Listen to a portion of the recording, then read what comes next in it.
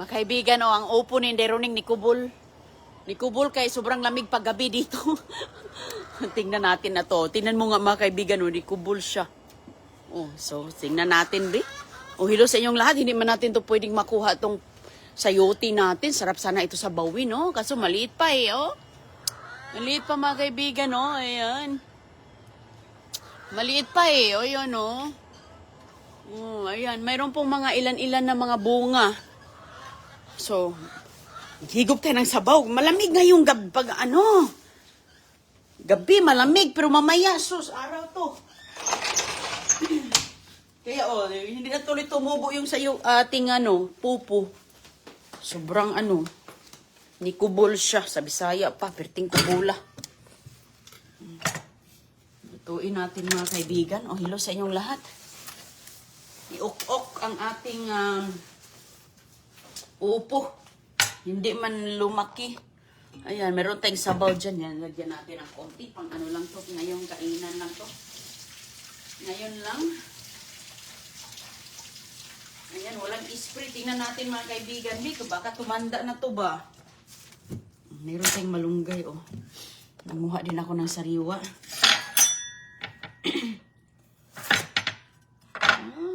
Okay ba? Ano pa pala siya? Bata pa siya. Akala ko matanda na. Ni ano talaga, ni Kubol kay malamig ang panahon dito. Okay.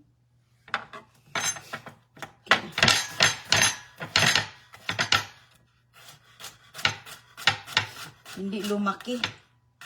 O sige lang, basta maluto. Ayan, mga ilan-ilan na din yung mga piraso na naluto natin.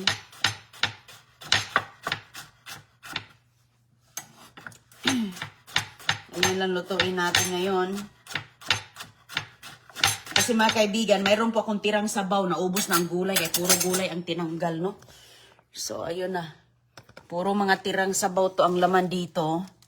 Yan, lalagyan lang natin ng gulay, no? Kay, ayan. Pakuluan natin, lagyan natin ng gulay. Ito lang, malunggay. Oh, pang isang ano lang to, pang isang kainan lang mga kaibigan to. Ang lulutuin natin. Ayan yung sabaw. Sabaw, ilagyan lang natin ang gulay kay inubos na. Lagyan natin ng malunggay kay masarap paghigop ngayon. Mga kaibigan, malamig dito. Para din dyan sa Pilipinas, pag gabi, malamig, no? Pero pag umaga, ayan, oh, silit ng adlaw. Oh, kuha tayo kagabi, nagmalunggay din kay pag ganito talaga ang panahon, ay. Kailangan nating pampadagdag painit. At saka healthy, oh. Healthy ang ating malunggay, mga kaibigan, oh. Ang ganda ng malunggay ni Inday Roning, oh. Fresh from the garden. Oh, sa ibang lugar, walang malunggay kay grabe ang isno doon. Ayan, pero pwede naman silang makabili sa tindahan kung mayroon. Ito, dito, walang isno, pero at least kahit paano, mayroon tayong makukuhang mga gulay. Oh, kahit ni kubol-kubol yung ating upo. Oh, ganon. Kasi ang upo talaga, gusto niya yung mainit. Oh, kumukulo na siya, oh. Yung tirang sabaw, mga kaibigan, na wala ng gulay kasi ang gulay ang inunang kinain, ano? Oh, sa mga mahilig talaga sa mga malunggay, walang problema. Uy, araw-arawin ang malunggay. Malunggay everyday, the best. Sus, mga kaibigan, alam nyo magkano ang malunggay sa abroad? 5 piraso, $6 na. Sobrang 5 ganito ba? Mahal. Mahal dito, binibinta ito. 3 piraso, ano na? 5 piraso. Mahal na po mga kaibigan. Oh, yung iba, maganda talaga pag sariwa lang sa fresh lang. Oh, yun. Bilisan natin. Tapos, meron tayong kanin dito, oh, na mais sa bahog na punta. Kahatid ko lang sa aking mga bulilit sa paaralan.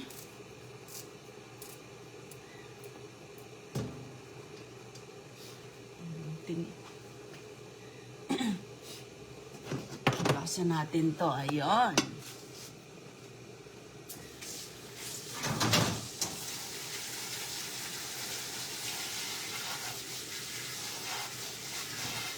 Walang ulan dito, umulan pala nung nakaraang araw. Umulan pala.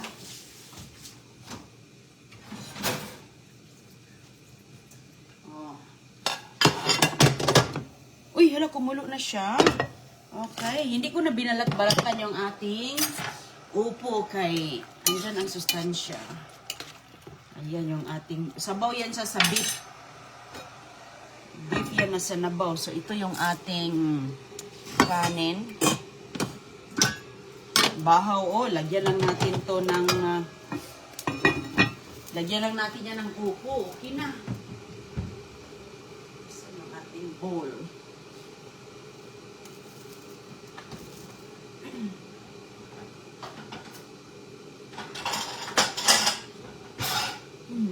Ito, isang bowl natin. Handa ng bowl ni Neroning. Malaki ito para sa garden. Mag-garden tayo mamaya mga kaibigan kapag tataas na ang araw, no? Kaya medyo malamig ngayon pa.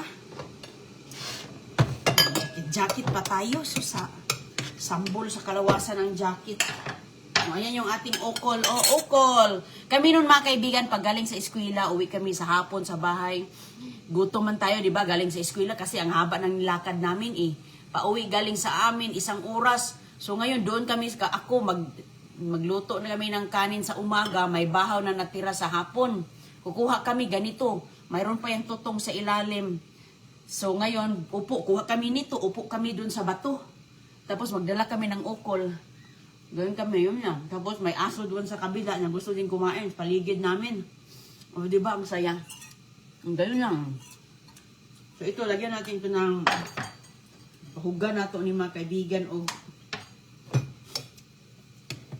kanang upo na ito. Okay. Okay. Hindi. Kunti na lang. So, mayroon ako ditong tuyo. Naghanda din ako dito ng tuyo, mga kaibigan. Tuyo. Hello. Pampaano ba? Pang side na tuyo. Pag matapon na to, sarap kasi kumain ng sinabawan with balunggay, no, na may tuyo, no?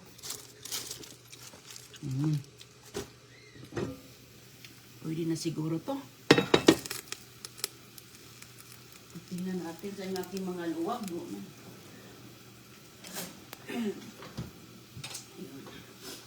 Ayan.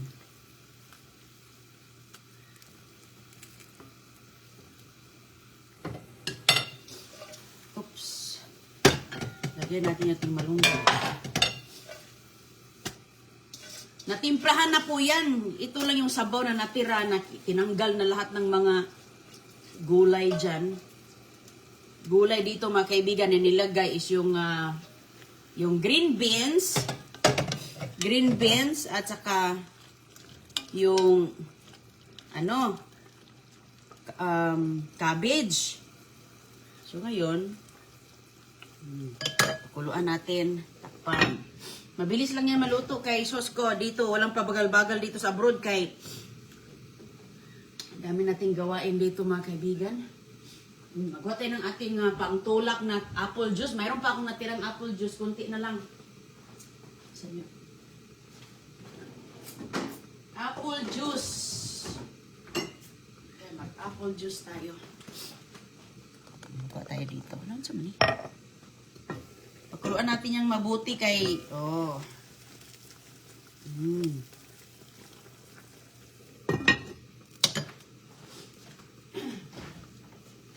Ito yung apple juice na natira natin, oh. Masyadong matamis ang apple juice na to, kaya... Oops.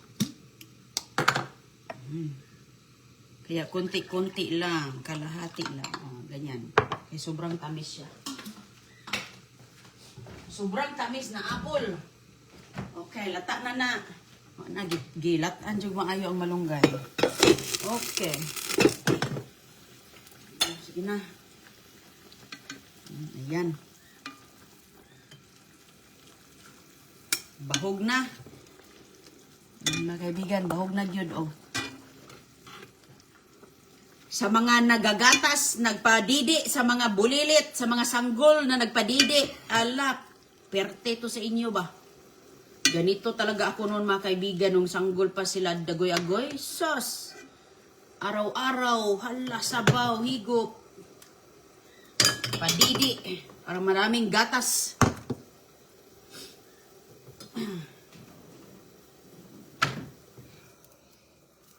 Okay.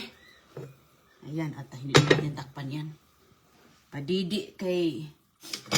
Yan ang maganda, oh. Upo, oh. Sus, mga kaibigan, oh. Simple lang talaga. Uy, kay... Sus, maganda talaga yung simple. Walang gastos. Walang gastos, mura lang, oh. Tingnan mo, murang ulam. Walang bayad na ulam, mga kaibigan. Hindi natin kailangan maghanap ng maghinaw muna tayo, be. Naman ako, naghugas ng kamay.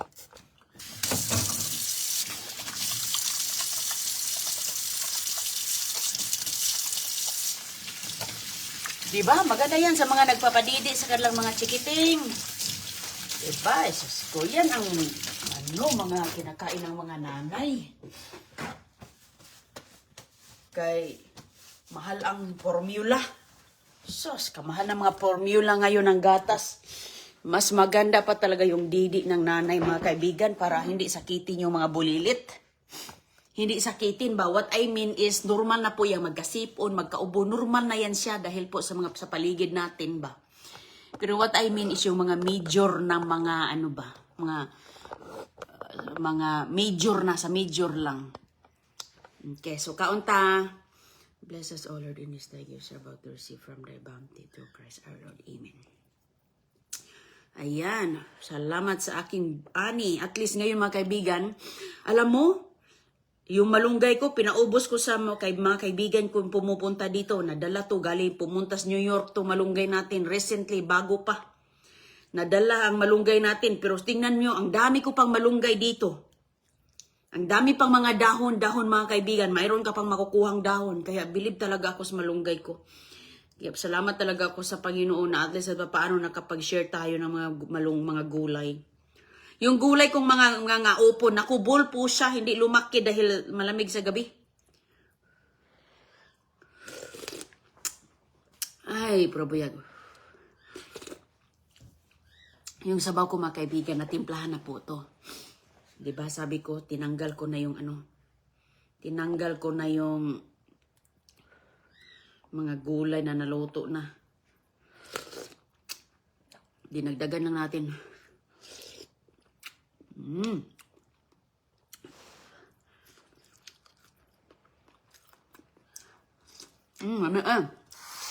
Ito ang ganitong ulam. Ito ang ganitong ulam, hindi mo kayang ipagpalit ito sa mga karne.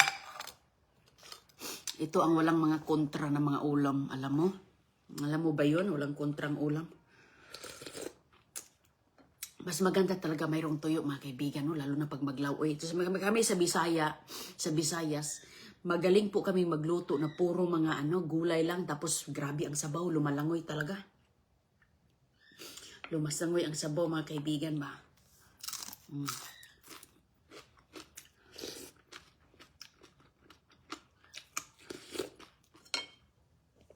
Tapos meron tayong tuyo, daing danggit o ano pa.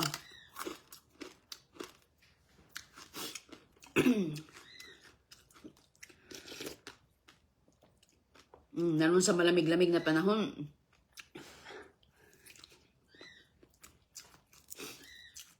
Na masarap kain tayo.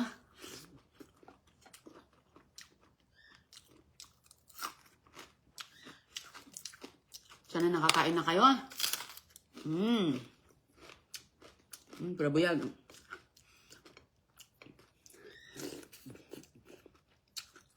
Kakain lang tayo na meron tayo kaya. Pero hindi na tayo magka-problema ba? Hindi na sakit yung ulo natin.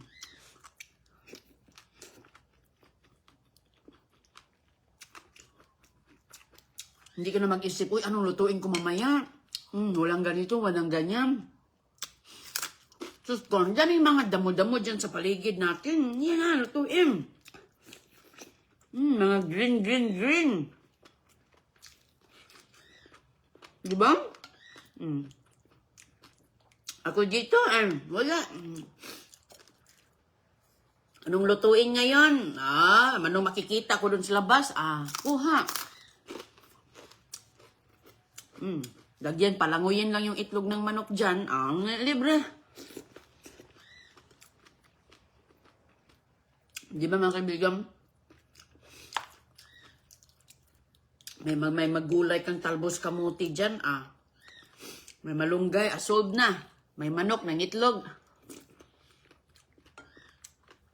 Ang ingay ng manok na yan. Ang itlog na siguro mga kaibigan kasi pagising namin kagabi kanina, ano na siya, nagkakak na. Sabi ko, ang agap lang gumising ng mga alaga.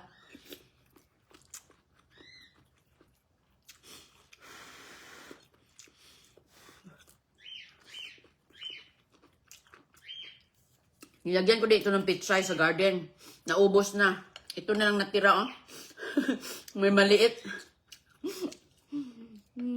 Yung inuna ko niluto, dinagdagan lang natin ng gulay. Parang may bilag, Daing. Ang upo, wag mo nang balatan yung upo. Kasi ang balat ng upo, kapag maluto siya, hindi po yan matigas. The same, pareho pa rin. Pareho pa rin, kahit patula. Hindi ko yung balatan.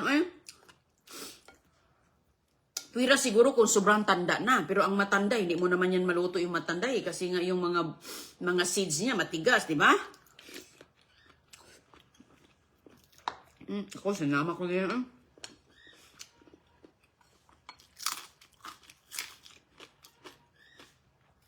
Sinama ko yung mga kaibigan. Pero, pag mayroon akong bisita dito, hindi ko sinama yung yung upo, yung balat. Pag kami lang dito sa bahay. Pero pag may bisita ako, binabalatan ko. Kasi siyempre, yung mga bisita natin, baka hindi kakain ng balat, di ba?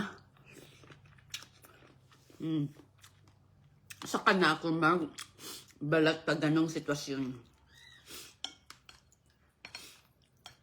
Hello sa inyong lahat dyan. Sus ko, kasarap maghigop og sabaw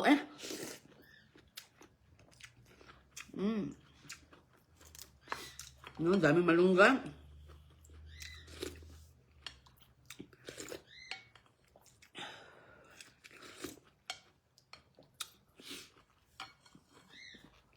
Magandang gabi po sa inyo. Pinagsipon na kami dito mga kaibigan. Excuse me. Dahil sa lamig. Ganun po yan. Kahit magpunta kayo sa sa ang Japan. Yung maisunod dun, malamig. Kahit wala kayong sipon, sipunin kayo. Dahil sa lamig. Ako nga sabaw, mainit at lamig.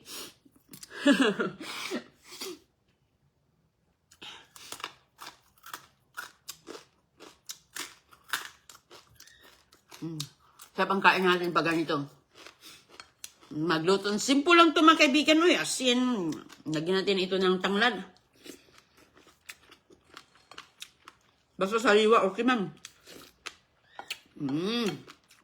Sold na. Huwag na kayong magka-problema anong ulamin mamaya. Kasi ano man andyan sa mga paligid nyo. Kaya magtanim-tanim na tayo. Alam niyo mga kaibigan, sa market, sa talipapa, sa merkado, sobrang mahal ng mga gulay. Grabe. Yung isang sayote, magkano? 20 pesos na. Isang sayote. So magpaano pag 4 kayo sa isang pamilya? Naku. Mahal na, no? Kaya, diskarte din. Kaya, alam nyo noon mga kaibigan, 1998, grabe yung mga sayote. Pinamimigay lang mga kaibigan. Kami nga noon, ganito, isang bundok, puro sayote. Ganun kami magbenta noon. Sili, sayote, walang kilo-kilo. Saging, hindi kinikilo, by bundok. Isang ganito, 5 pesos lang. Pero ilang piraso na yun, nakasampu ka na. Sa isang bundok. Sus, grabe yun na siya. Pati mga ampalaya. Sus, hindi ko talaga ma-imagine mga kaibigan, no? Nga grabe ang hirap namin sa pag-harvest, pagtanim, bago magtanim, maglinis doon sa bukid, magdamo, magtanim pa, mag-harvest, lahat-lahat. Pero sus, hindi ko maisip ngayon, ano ko na talaga na grabe talaga. Grabe talaga ang pagtatanim kasi nga, hindi mababayaran talaga mga kaibigan ang trabaho sa bukid. Init, ulan. Pero parang pinamimigay lang yung presyo. Tinan mo nga yun, ang dami-dami. Hindi ko makalimutan yun. Pati mga talong. Ganun noon eh. May bundok-bundok noon eh. Pero yung iba, may ibang klase din na tinitimbang.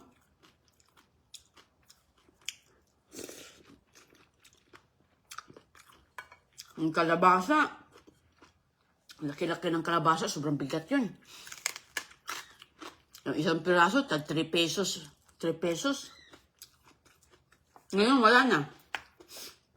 Dahil lahat mga tao nag-abroad.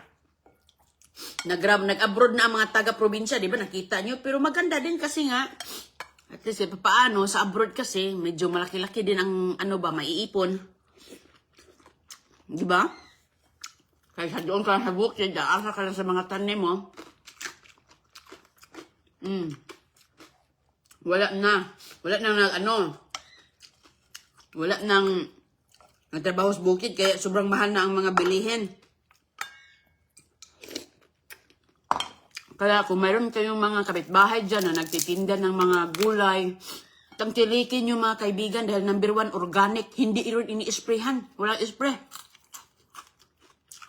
Doon kayo bibili compare sa palengke. Yung mga kapitbahay nyo nagtitinda, doon kayo kasi walang spray yan. Hindi yan, organic talaga.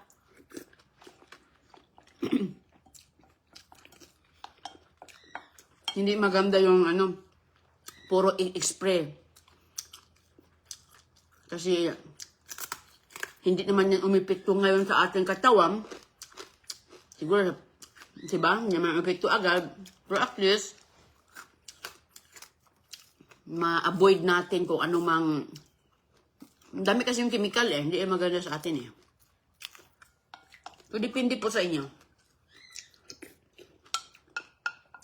Para sa akin, i-prepare ko talaga yung walang spray. Ako dito, umagang ubanga. Tinitingnan ko na yung mga dahon ng aking mga gulay. Tinitingnan ko na doon mga kaibigan kung anong lumilipad. Tinatanggal na. Pero buyag. Talaga, Oo nga noon, mga tita ko sa Tripapa, 5 pesos isang tumpok. Teresa Urbano, tumpok pala yung ganun, totoo yan, ma'am. Sus ko ngayon, hindi ko talaga maisip na, wow, grabe talaga noon. Sus ko. Buong oras, 5 AM, umakyat na sa bukid. Pero pagdating doon, grabe namin sibuyas. Sibuyas, lahat mga kaibigan, you mention it. Kasi yung aking tiyuhim, din yun eh. Magsakat talaga kami. Yung lula ko, magsaka. Pero yung lula ko, hindi masyadong yung mga mabibigat. Na, talaga, tamang-tama lang. Yung tiyuhin ko, grabe yun. Kami din, tulong din kami harvest sa bukid. Hindi kaya, siya lang eh. Ayun mo kaibigan, tapos na ako. Salamat at po, ubos na Ang sabaw, wala na. Kaya, hindi ko muna ito inumin. Kaya yung tiyan ko, mainit yung ko, higop. Mamaya na. Umaraw na naman dito. Ayan. O, diba? So, pwede naman kayo magtanim-tanim. Paso lang sa bahay. Paso kung wala kayong lupa. Ako nga dito, nagpaso ko man yan kasi nga dito malapit sa buhangin yung lupa. Hindi po yan mamumunga. At hindi po yan gaganda ang kanyang mga dahon-dahon. Kapag Andyan ko lang yan sa ground. Kuya, nilalagay ko talaga organic soil pa yan, mga kaibigan, yung aking binibili. Mga organic soil yan. Tapos, pag dito sa bahay, kinukumpos ko doon sa kabilang mga pots ko. Tapos, minsan, binabaon ko na diretso doon sa mga sa mga lupa ba. Kaya, basta ano lang ating magagawa ba. Hello sa Iloilo, Ma'am Grisel Pinyor. Ingat kayo. Hello Ma'am Lourdes Cranzo.